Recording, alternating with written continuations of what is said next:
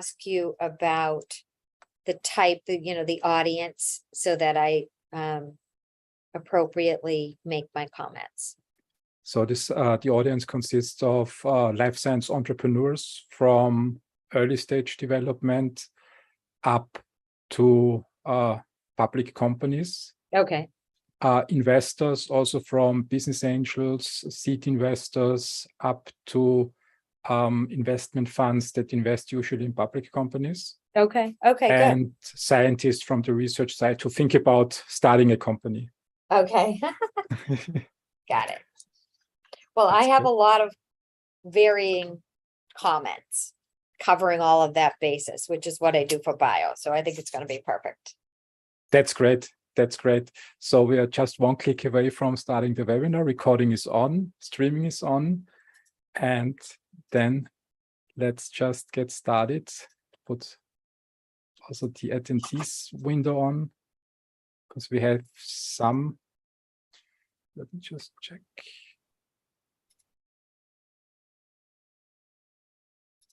Yes, here we go. Donna, it's good to see you again after the bio in San Diego. How was the bio for you? It was terrific. It was so exciting to get back and see everyone and to be back on stage. I will tell you, Christian, that, I had been doing that presentation, I think this was my 12th year, and I had 1 year off, and I had 1 year that I had to do this digitally and talk to myself for an hour, which was really painful for me. And it was so great to be back on stage, but I will say I felt very rusty, and I felt a little nervous about it. And so I really had to work on my game, just like everyone else. And I guess that's what we're here to talk about today. Yeah, that's true. But your presentation was perfect. I loved it in San Diego. So, and I'm very happy, twice as happy after listening to your opening words that you are back in front of a computer screen and now talk to me and yourself again. Well, no, it's different when I'm talking to you. In the year that I had to do this online for bio, I wasn't talking to anyone. Really? It was just quite difficult for someone who gets their energy from other people. So it was pre-recorded? It was pre-recorded. Oh, I thought you had some sort of, like we are doing right now, some webinar setting in which you had an audience. No, in that year that it was pre-recorded. Oh, I fully understand. It's quite interesting to pre-record it. Very. Or not. And how was San Diego for you after, I think, 2 years of online experience?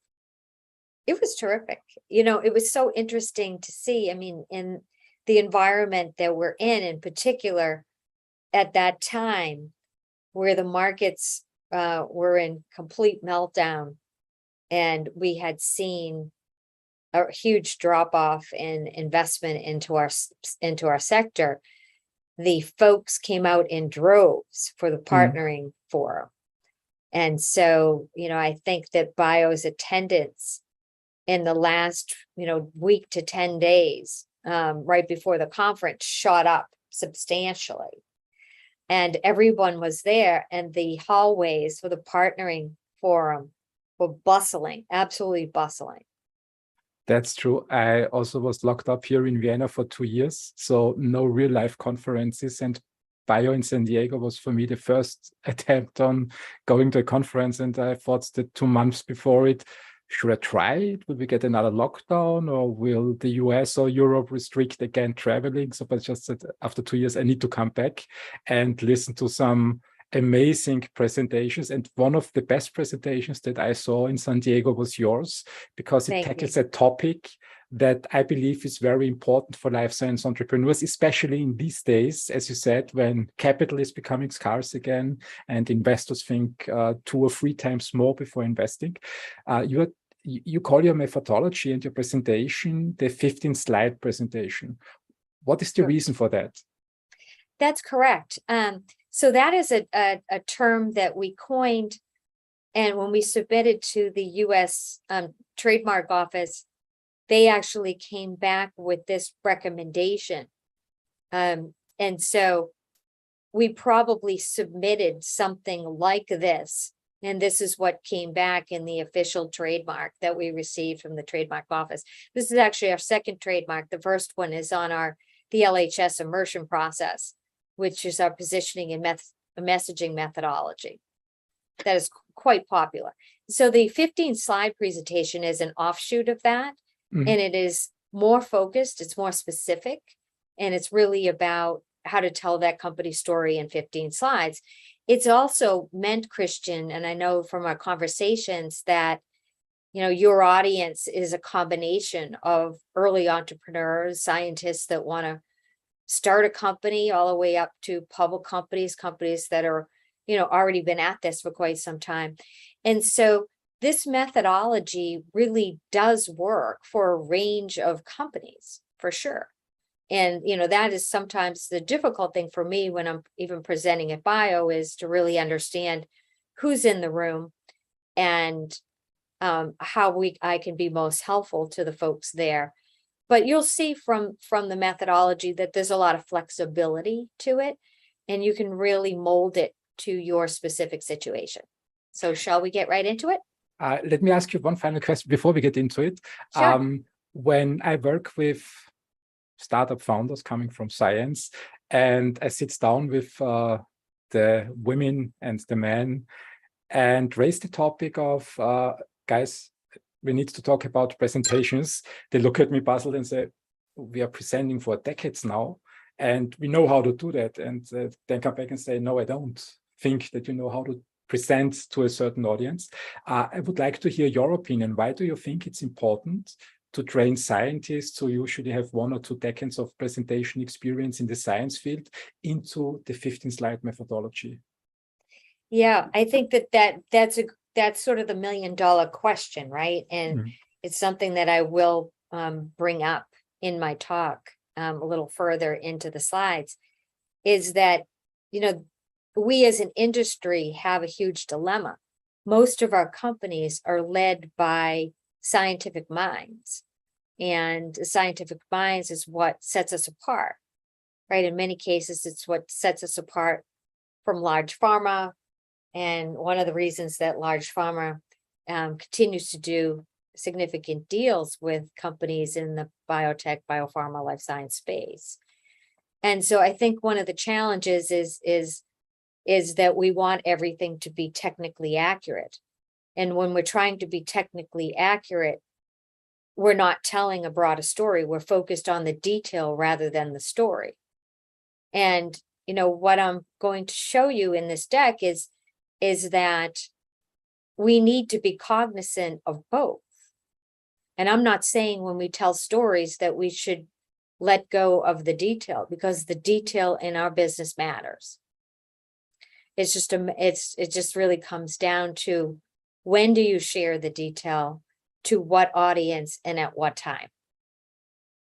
Right. So this presentation, you know, as I talk at Bio about, is really about how do you introduce your company, and then the detail comes later. Once you get into diligence and broader discussions, more detailed discussions with, you know, the scientific groups at Roche, or you know, something in that ilk, then, you know, your presentations will become more tailored to that specific meeting. So what we're really talking about is, how do we capture audiences? How do we capture investors? Investors are people, people are investors. And how do we tell a broader story so that it's not just about our companies? We have an obligation as a sector, honestly. I think it's come down to that, right? We have an obligation as a sector to educate people about what we're doing and make our case, because we have a lot of obstacles ahead of us, you know, with continued discussion on price controls and everything else. And if we can't communicate what we're doing and why it's important, then our investor audience for public companies is going to continue to remain a small few. I couldn't agree more.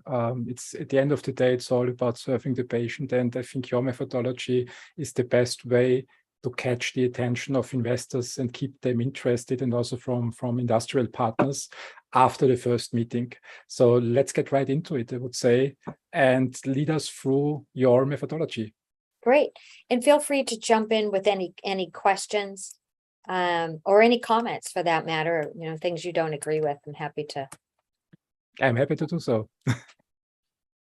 My screen is actually stuck. Oh, here we go. So just very quickly on us, and I won't spend much time on it at all. We've been at this for quite some time. The methodology was born about, I'd say, 10 years ago. We're very excited that we announced last week that the trademark office actually extended the trademark on both of our methodologies. So that was exciting news for the team. So let's start with, why are we here? In your presentation, your audience's presentations to various audiences, it's much like what we just talked about is, the goal of the presentation is to suit the needs of your audience and your objectives. So if this is a presentation for a highly technical team at Roche, this is not going to be the presentation necessarily, right? That may be a more detailed presentation. The objective of this is to really set your objectives of what you're trying to accomplish. In this case, my example is that this company is seeking a partner from Asian markets and currently has partners in both the EU and US. So it's a very specific ask. There may be a specific ask of we've covered Series A and we're currently in a Series B or a crossover round or whatever the case may be. So being true to what you're there for is really important and respectful to the audience and to the other side. Just like my objective today is to communicate the 15 slide topics and hopefully have your audience understand how to tell their story more broadly. So we talk about conventions and conventions being important and why conventions are important. And we don't always think about this, but I often see slides that are not done correctly, in that our eyes are trained to move from left to right or up to down and not the opposite. But many times I see the point of the slide in the opposite direction, which confuses the mind. So it makes it very difficult to process that. And, your brain is trained to use experience and cognitive shortcuts. And so I know that when I look at information, I want to do things fairly quickly. And I think, you shared with me some data about the amount of time that people spend on looking at somebody's presentation. I think it was 2 minutes or something. Is that correct? Yeah, So I think yeah. 2 minutes, 30 seconds, something. Yeah. And so when I look at things, I'm automatically going to the right. I want to see what the bottom line here, or at the bottom. I'm not spending time. If I have to spend time looking at the chart or the graph or the slide or whatever it is, I'm very disinterested quickly. May I ask you one question on the convention side? Before the pandemic, I was traveling with the Austrian trade agencies quite frequently to China, to Japan, and to South Korea, where they have a little bit different conventions. I also heard from colleagues who did business with African countries, Saudi Arabian countries, that also the conventions might differ. What is your expertise and experience in that field when it comes to international presentation? Is it sufficient that we go with the conventions that we use in Europe and the United States, or would you recommend to also take the cultural background into your considerations when preparing for a presentation? No, I think that's a great point. I think you certainly have to, that's a great point. And I don't make that in this presentation, is that, yes, you certainly need to think about the conventions and the culture and in the market in which you're presenting to, and that the ask is with. This particular focus is because this is designed, this deck particularly is designed for the US market. And the majority of companies are seeking investment in the US market. So, so yes, I think that is 100% accurate. Especially the European ones tends to Yes, seek in the exactly. US market. Exactly. Also, colors, colors have an effect on people, and how people think about, their mood when they're talking to you, how your slides look, how you come across. These are the small things that, may not seem like they matter that much, but, they certainly can help to add to, the audience's receptiveness to what you're communicating. So we talk about, colors and conventions improving learning by 75%. So just something to think about. In our industry, there's a lot of blue used, certainly in the pharma sector. And I would say that, most companies have some form of blue. When I asked at the bio convention, how many companies are using some forms of blue, the majority of the hands were people raised. We had a client not that long ago, actually it was a European company, and they had a very, I guess, different view, is that they actually were people who didn't come from the sector, and they actually felt differently. They wanted to not be part of convention. They didn't want blues. They wanted, and especially from a brand perspective, they wanted something truly unique. And, I guess that's okay too. I think it just has to be, that would have to be tested for sure. Company like Vertex, who is a client of ours for many years, went with purples in the early days. And as you know, purples depict royalty, creativity. And it certainly has worked for them. I don't think anybody sort of thinks about, well, Vertex is the purple logo. I'm here in Boston, and just down the road, is the Vertex headquarters, and this huge purple Vertex sign.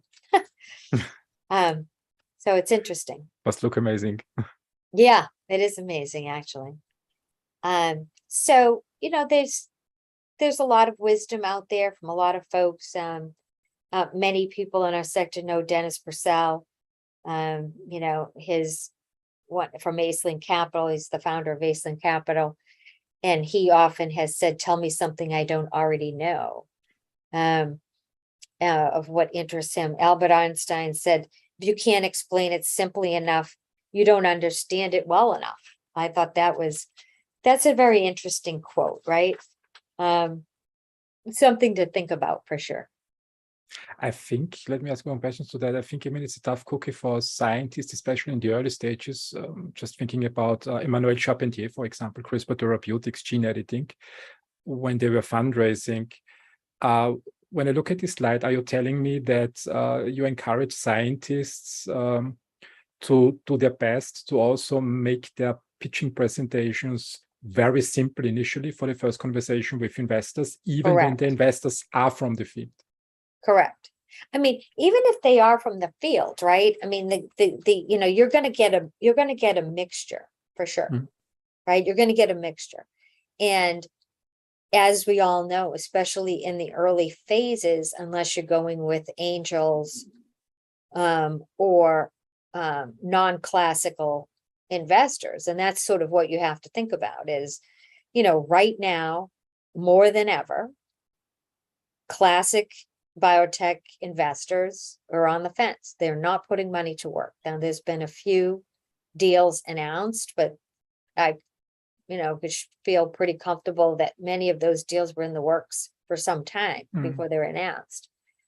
So the pickings are very small right now. And there's a lot of companies sitting out there thinking that they would have been capitalized by now, and they're not. And so they have to look at alternative sources. And if they don't have a story that's easy enough to understand and could be, run through a diligence process on the details, then that makes it tough. there's a lot of capital in this country. There's a lot of capital in the world to be put to work. But not everybody is a PhD, MD, understands clinical development, and, has gotten drugs to the market. So basically, if you want to expand your audience or your target audience amongst the investor community, it's best to keep it really simple at the beginning. It captures the attention of investors who are familiar with biotech, but also opens the possibility to engage with investors who have never before invested in any life science company. Correct. And so I would say that for most companies, I don't think I've met a company yet who walks through the door with the deck without detail. The details, the gory details, are in every presentation.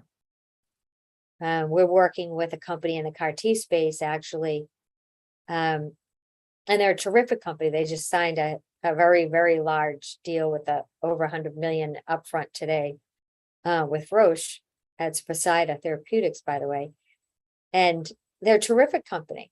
And they have a very detailed science, very detailed technologies, and there's a lot of names for a lot of things. So, with that, we've got to sort of unwind that a little bit and then wind it back up. Must be a long work to go through all the Yeah. data and select a few bits and pieces. Not easy. So here's another sort of thought. Many people know Peter Lynch. He was actually from Massachusetts, actually lives in Marblehead, Massachusetts, in the town next to me. And, Peter is well-known portfolio manager at Fidelity Investments, has written many books and world-renowned. And I, took these quotes, which I think is interesting. Invest in what you know. And he's written many books on this, right? If you can't explain to a 10-year-old why you own a stock, you shouldn't own it. He's a big idol for me, and he explains all the mistakes I frequently make. Right. So, another, and so I entitled this slide Industry Dilemma, right? Because that's exactly the problem that we have. We have this issue, not just with investors, we have this issue in Washington. We have this issue, maybe sometimes with even the FDA, the regulatory authorities. So communication becomes front and center more so than ever before. So let's get right into it. And what I'm going to cover now is the 15 slide topics. For ease of time, I'm going to breeze through this pretty quickly. In the bio presentation, because I had more time, I have a number of slide examples. I still include some slide examples here, but nowhere near as many. So I'll just, so that presentation for bio is available. They did make it available to folks so that you can get it through that. And then the older versions of this talk are on YouTube somewhere. You can just Google it.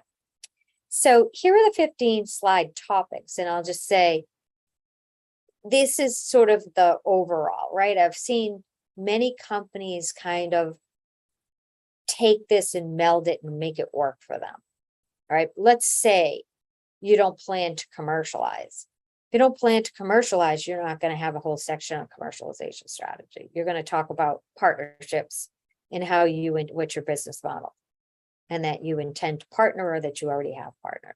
So these are the topics, starting from the overview to the agenda, to the problem, to the solution, to the market, competitive positioning, the team. I'm going to spend a little bit more time today on the team, the clinical pipeline, the supporting data, regulatory, manufacturing. And again, manufacturing may not be something that folks are planning on doing themselves, or it may not be relevant. Financial roadmap and what the ask is, investment thesis, milestones, and any closing slides. I do think that there are a lot of companies that will have appendix slides, and that's for the very reason. Let's say, Christian, you get into a meeting and you have a deck, and it's a pretty general deck, and then sitting there on the Zoom or in the meeting, you have investment company that brings their MD, PhD, who's a specialist in the sector that you're in. Well, you're going to take out your appendix slides probably for that meeting. I, You can say, like, with those slides, let me go to the appendix and answer those questions and show them. So that's how I would handle that. So let's talk about the title slide. The title slide, I think, is very important. It's important because it's your company's brand. It's your tagline. This is where you may say why you're excited about the opportunity and why you're here, speaking with either a group or in a one-to-one meeting, and what the ask is. And, I talked about that earlier. So you're going to have here your company name, your speaker name, and your conference name, et cetera, et cetera. I left this slide in because I really love this slide. I'll tell you why.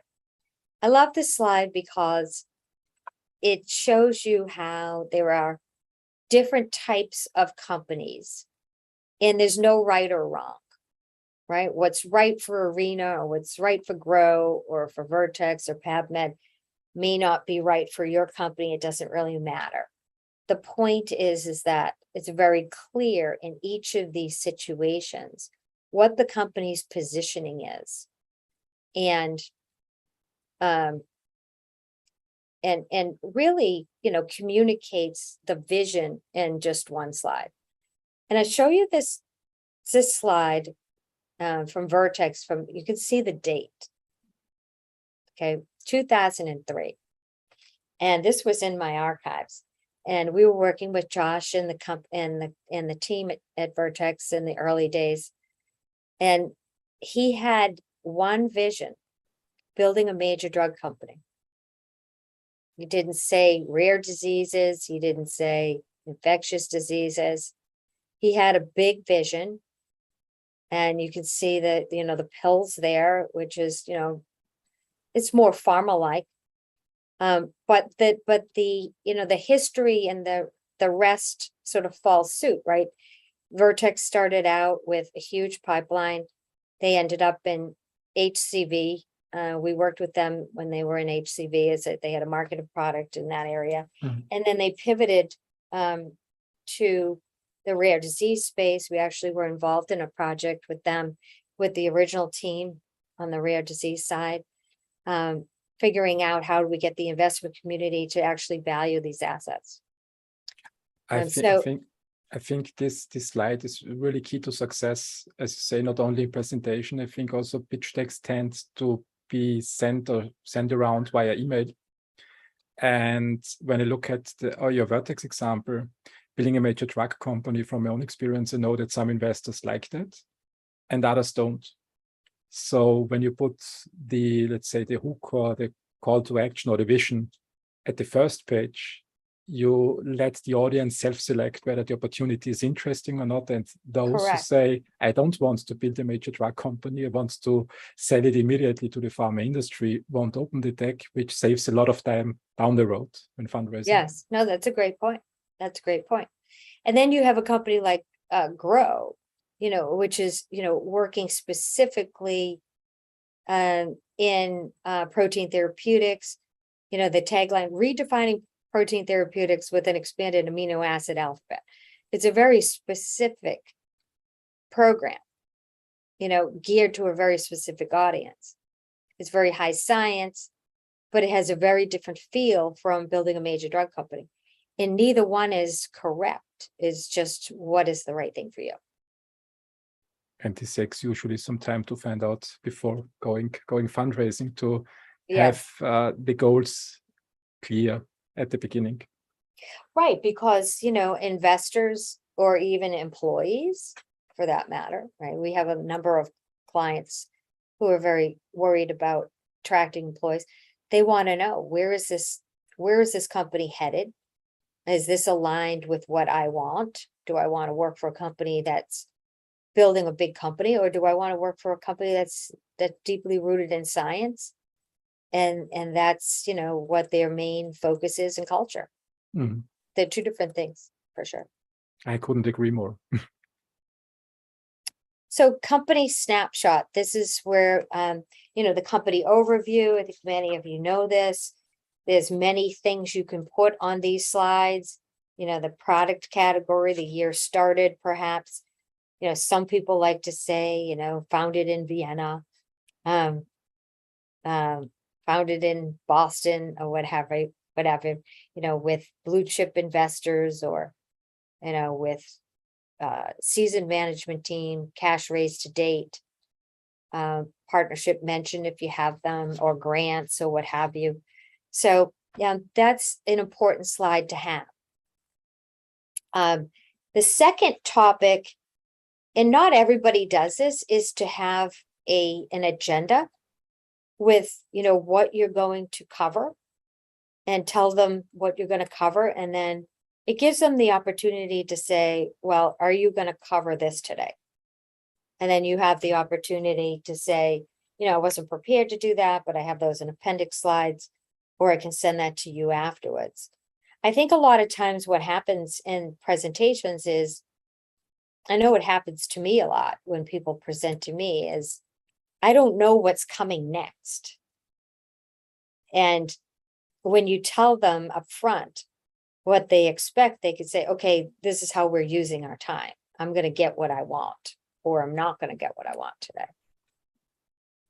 Topic 3 is describing the problem in layman's terms, perhaps use of infographics, backup facts, and any use of research that you might have. I have noted that sometimes companies, and I don't think it's terrible, but sometimes what they will actually do is put on the slide at the top, the problem. And then the next slide says the solution. It's not wrong, but there are better ways to do that. You can still have your slide in your, in your template or your starting phase when you're developing it, and call it the problem. And then reimagine your headline to be more focused on something more interesting rather than the problem. Right? And it could be something, taking, say in the presbyopia space, is that,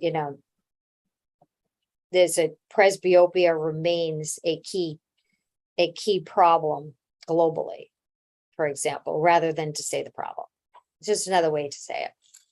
Makes sense. Let me ask you one question. So the problem and the solution, why in your opinion is that important to have that at the beginning of the presentation, these two topics, talking about problem and solution? I didn't quite get the question. Why does it make sense? I mean, when I think, for example, about gene editing, gene editing is an invention, is something that is scientifically sound, or has been scientifically sound. So because of that, Emmanuel Charpentier and Jennifer Doudna got the Nobel Prize.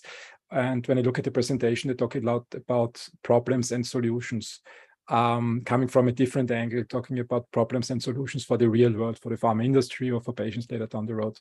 Why is that important to make the switch from pure scientific problems towards more corporate problems, towards more real-world problems? Why is that key to success when fundraising?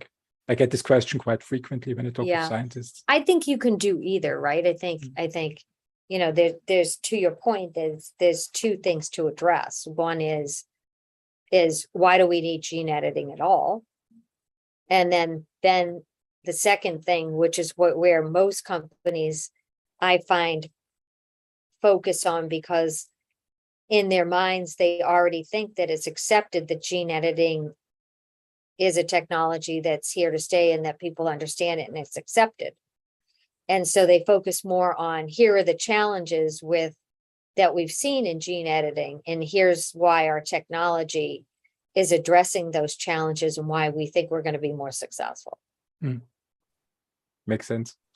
So those are two different things. And again, it depends who you're talking with. If you're walking into a room of angel investors that are not necessarily sector people, you may have to explain to them a 1 slide or 2 slide primer on gene editing and why it's important, and then talk about why what you have is different. or why it's needed. Makes sense. And I think that's, and that's what we're finding too, as the industry evolves and continues to grow with more and more companies, is it's kind of what the problem is in general, as we've seen so many IPOs and so many companies get funded, is why do we need another company doing XYZ? So for example, in oncology, we have hundreds and hundreds of companies. Why do we need another oncology company? And so you've really got to make your case as to, everybody understands why we need oncology solutions. That's easy. But what do you have that's different, and why is this going to have a chance of being more successful than what's already being studied? So topic 5 is about the market and the target product profile. I will say that most of the time, companies and entrepreneurs, executives do cover the patient population or the market fairly well. I don't think that that's usually in question. I think what's more in question, and where folks need to spend more time, is on the target product profile. I can tell you that the number of times I've sat with companies and I would say, all of this sounds terrific. So fast forward, how would this be used in a clinical setting or in a real world setting, based upon the fact that we already have X, Y, and Z that's being utilized? And that's kind of the key money question. And many times, we have to change workflow and behaviors, because if it's a hospital product, the hospitals are geared to do things in a certain way. And so all of a sudden you have something totally different that's going to disrupt the workflow. And so really taking time to explain that, because I think sometimes stories get stuck here. It's like, this is a great idea, but actually, even if we get it approved, how is it going to be used? So it's less about whether you can get something approved, but more around, once it's accepted and on the market, are people going to buy it, and what that is going to take? So really 2 different things. I think a lot of times we focus on regulatory because regulatory is so challenging, in particular right now. I agree to you. The implementation in the hospital setting is a science by its own, I would say. Especially in Europe, you have a lot of different countries, a lot of different systems, and thinking about that before pitching to the industry or to investors, or have at least some outlook at hand, makes sense. But I know from my experience here in Europe, especially talking with early stage scientists, it usually creates a huge uproar. So why is that important? It's good that you pointed out. Thank you very much. Sure, no problem. So topic 6 is about competitive positioning, and this is within the limitations of the data, right? So the most successful charts show a salient point. Sometimes charts, what we want to be able to do is to show a chart that is easily understood without having to explain it.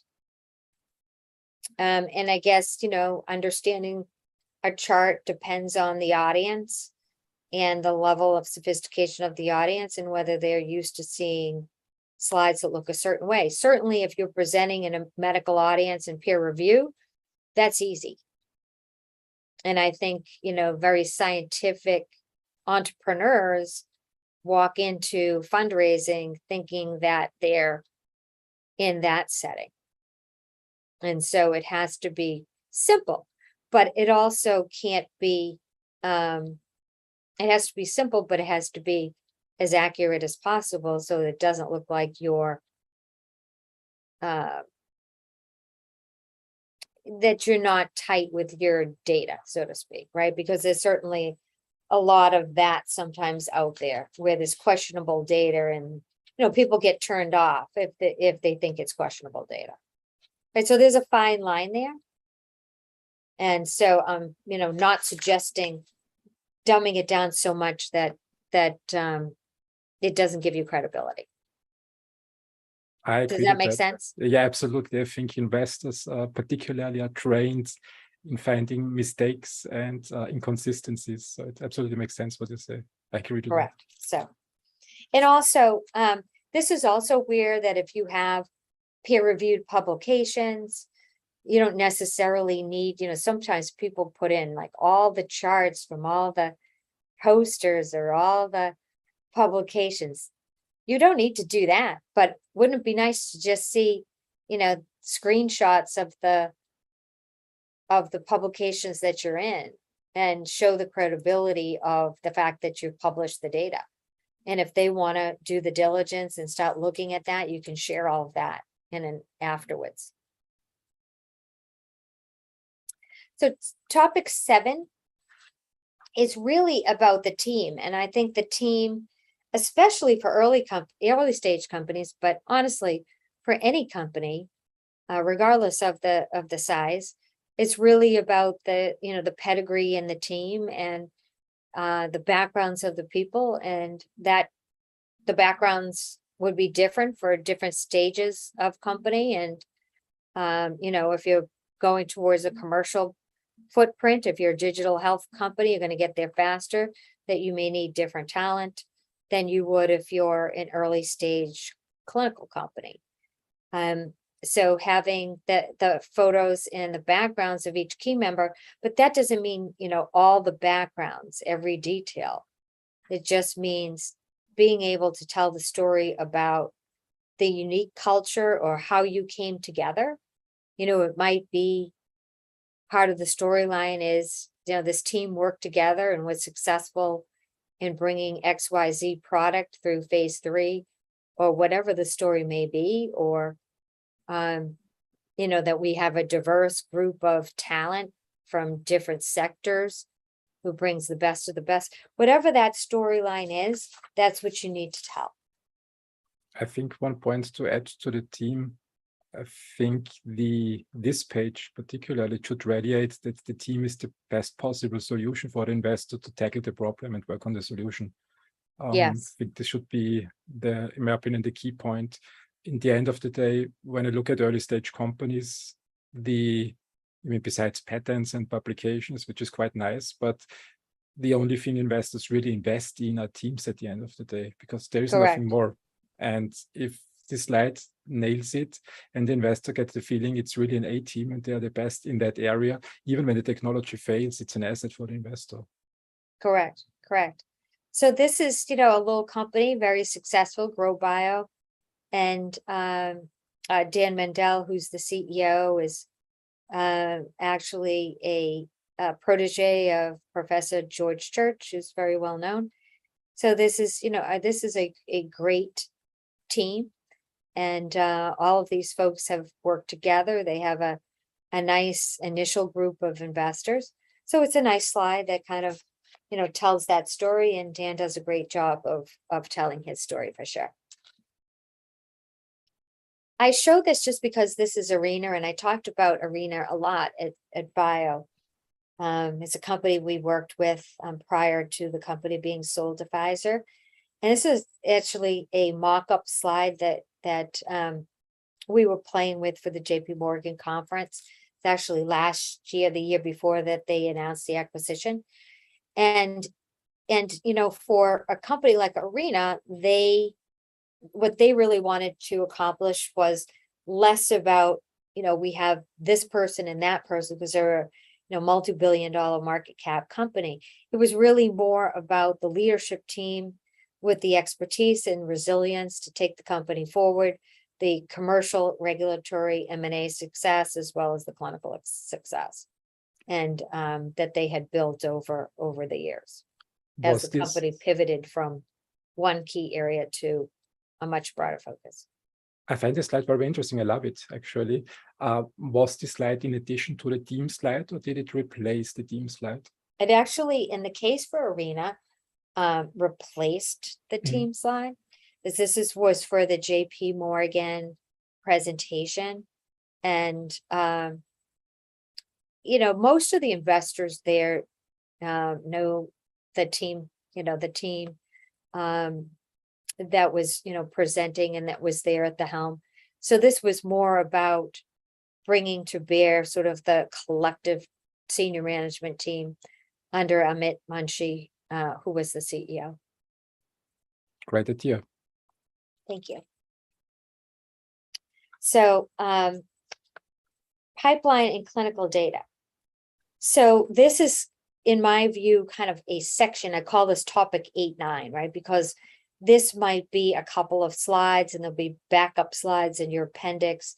This is sort of the overview of compounds or products. If it's not a pipeline, it's products you're going to talk about, whether they're partner or proprietary, timelines, and any summary and top supporting evidence.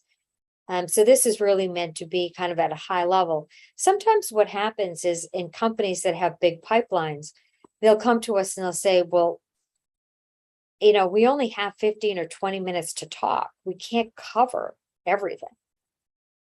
So in that case, what you have to do is to show the pipeline and then perhaps pick one particular, whatever is kind of the leading area that you want to focus on. Or if you're at bio and you want to partner a certain asset or group of assets, you may say, this is our pipeline and this is the data on the assets that we're looking to partner out.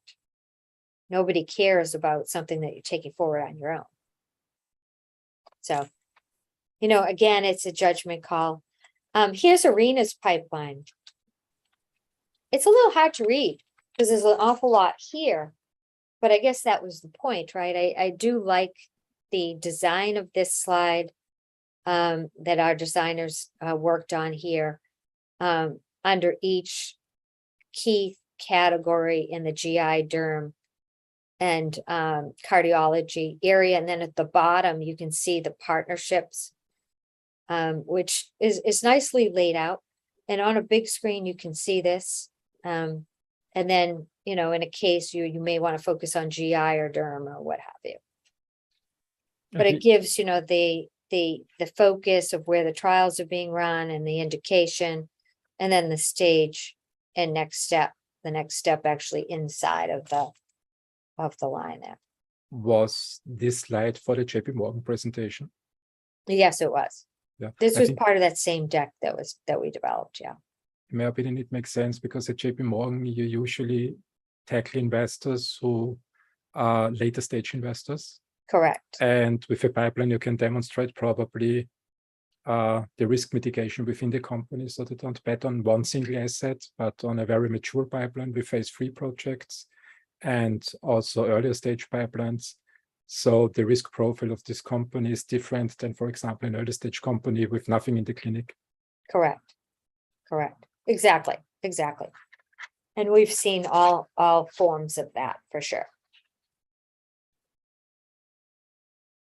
I'm going to skip through this one. This is more of just a summary slide for Grow on, initial data, right? Just to show you kind of the difference, right? Because much earlier stage company focused on, here's what the initial data suggests. And with the two high profile, high value profiles for the two areas in which they're working. Very different approach and focus. Topic 10 is where you move into the regulatory strategy. This is where, you may cover, geography, highlight milestones, achievements to date, and then also, talk about sort of where you're at, whether you're fast track, orphan status, pediatric, waiver, et cetera, et cetera. And so the many ways to do this, I'm just giving one example. This is a diagnostics company, actually Binks Health, which is a client of LaVoie's. They do have a CLIA waived product. It's called the Binks IO. It's a molecular platform enabling single visit diagnosis and treatment for chlamydia and gonorrhea. And actually, this is a nice slide because the FDA actually put out a press release on this, right? So it really does give kind of a nice validation And I would say that most of the time that doesn't happen, right? So a nice slide. Manufacturing, certainly if you're in gene therapy, CAR T, want to talk about manufacturing. Certainly important aspect. And if you're a vaccine producer, for example, manufacturing is critical path. And so, you need to decide yourself what's important to discuss. This is Lucid Diagnostics. It's a client of LaVoie's, public company. Actually, we helped take public, and it is a subsidiary of PavMed, which is another medical technology company that's public. They have a product called EsoCheck, which is, if you think about Cologuard for colorectal cancer, it's a diagnostic test.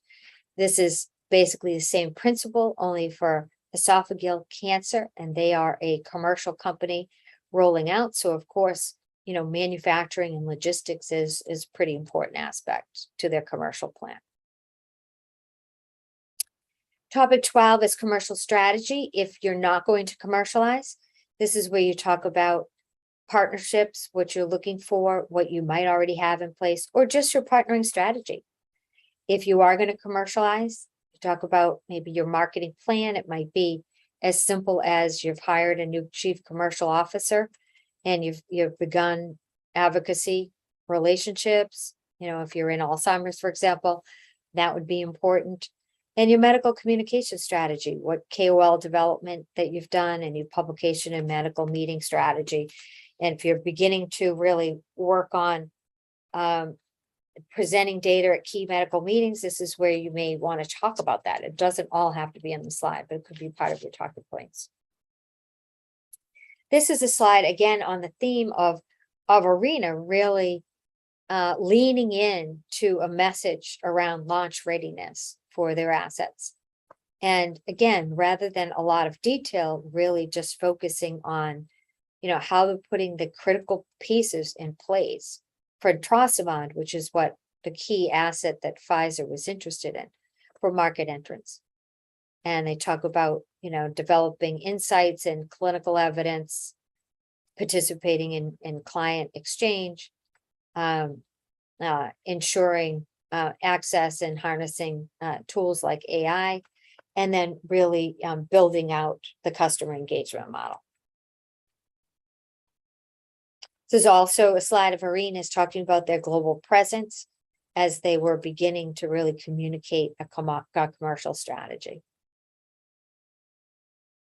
This is a slide from a company working in presbyopia that's also a client of LHS, and was part of a marketing strategy to really, begin to share data. This is data from IQVIA, which talks about surveys from optometrists and ophthalmologists about presbyopia, and whether they would, based upon the target product profile, whether they would prescribe this product, which is in this case Brimacol.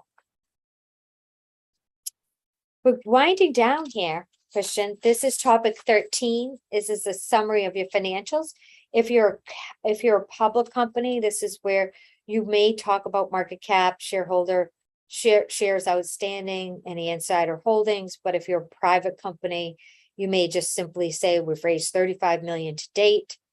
You may verbalize the fact that your current value is $60 million, for example, and that you're currently, in a Series B and moving into a crossover for an IPO in 2024, for example. As a public company, you're going to want to stick to whatever your current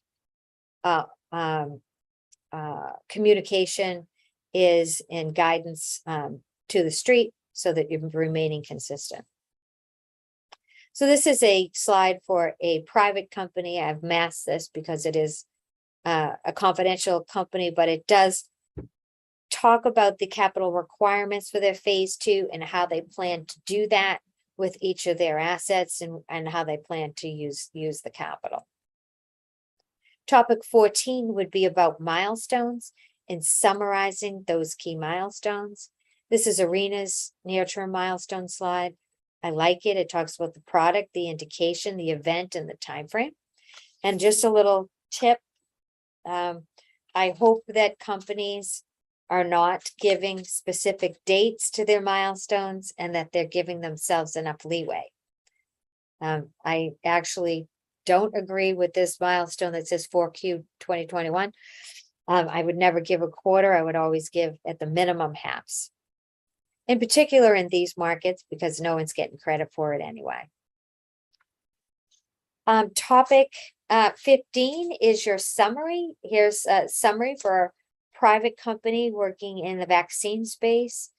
And, 4 quick ideas about why you should be interested with their planned Series B round of 75 million to take them through a phase 1-2 a POC, proof of concept studies.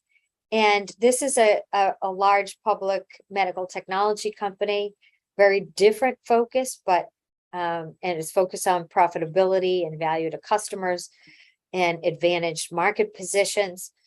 Again, public company focus, but key high level investment highlights there. May I ask you some question on the deal you proposed on the previous slide? Not the other one, the next one. Yeah, this one. No, the one before. So this one, you write here, planned 75 million Series B round, advanced clinical development. What's your recommendation? How specific should people be on this detail? I heard 2 opinions. So one opinion is be as specific as possible because investors want to know how much they should invest and what milestone they achieve, and ideally also tell them what valuation you expect. So it helps shaping their expectations. And the second opinion I heard on the market is don't do anything of that because the investor should come with the first offer and should tell you how much money they want to invest. What's your opinion after a few hundred companies that you and your team worked with? Yeah, it depends who you're talking with. So if you're talking with established players that have a lot of money and you have here that you're planning to raise 10 million in a Series B, you may be talking to the wrong people. So most of the, larger investors need to put 20, 30 million to work to make it work for them. And of course, markets are changing and, we're actually seeing a lot less and some of these funds putting a lot less money to work at the moment. But, so this is a moving target. But I will say historically, if you weren't looking for at least a decent amount of capital, then they're wasting their time talking to you because they're not going to put, if they want to lead around or co-lead around, they're not going to put 4 million in. There may be a follow-on later down the road. But I mean, I've been in meetings with investors, with a company, actually a European company, private, and we went into the meeting. I think we were asking at the time for 35 to 50 million. And the investor loved the story at the first meeting and said, how would you feel about 75? What did you do? They took it. They took the money and the company was then sold to Novartis. Oh, great. Great. So it's a highly successful company and the product is actually on the market right now. Congratulations. Novartis ophthalmology company. Yeah. And so, it was a highly successful situation. Not all situations are like that. And it's wonderful when you can be part of that. But I think, the thing is that if you're a clinical stage company, you have to ask for a lot. Otherwise, you're not going to be taking your programs forward. Depends on which therapeutic area you're in. If you're a digital health company or a medical technology or diagnostics company, you might only need 15. And so you need to be talking to different people. So that's part of, what is not part of this lesson today. which is how do you figure out who to talk to and who do you spend time with? Great point. Great point. Which is, things that we help clients with all the time. Donna, do we have slides left in the presentation? This is it. It's only appendix, which is I put this in here to remind people about patents and somewhere this should be covered. It doesn't have to be its own slide, but it maybe should be in the overview. And then also just the ending slide. I wanted to share this because this is actually a true story. This is a company we worked with, and the team and the CEO liked this slide. This was their style. They liked this photograph. And then it went to the board and the board said, well, it's, I mean, you need to show more diversity than that. And this is actually for shingles vaccine. And so this one was developed, and I don't know what the final was, but the point is that, we're working in global markets. This to me is a very US focused photograph for sure.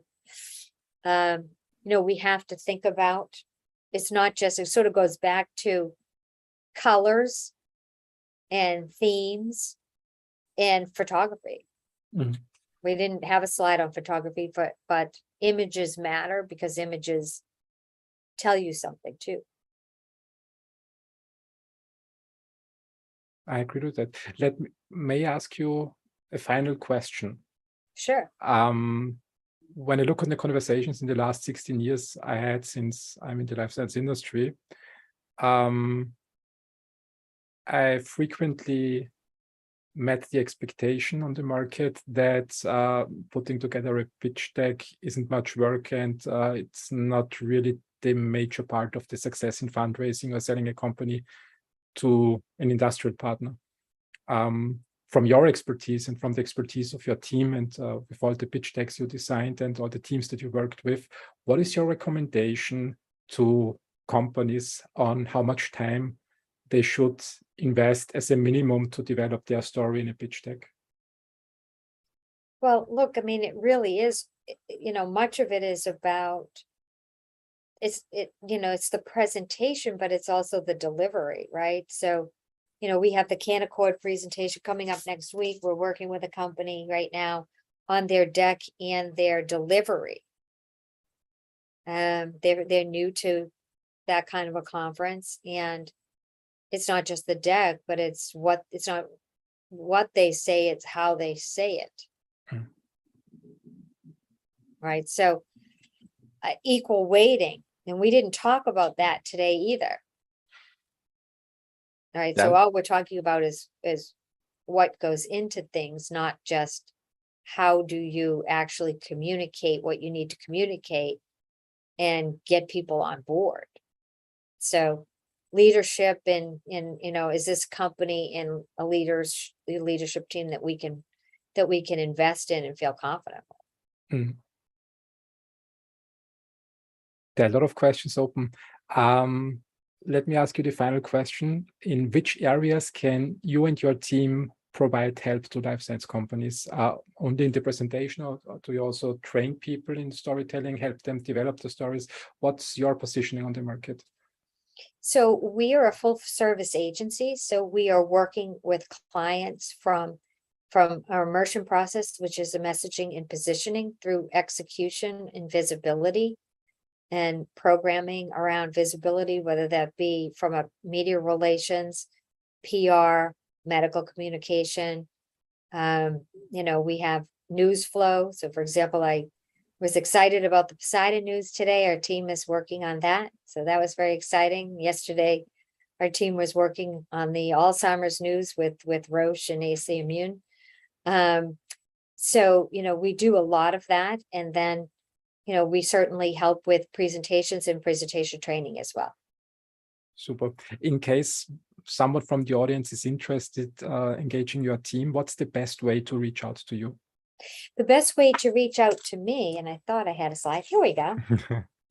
Here's my contact information. Super. I will also put it in the description of the podcast episode and on YouTube so that people can find it easily. Terrific. Donna, thank you very much for your time and your presentation. It's great to get some insights in how to structure presentations in the life science industry. And if anybody from the audience is interested working with you, I'm pretty sure they pick up the contact data from the episode. It sounds like they need you too, Christian. I think you're a much better choice, much better choice than you. Your team is perfect and your presentation is absolutely awesome. I love this 15-slide methodology.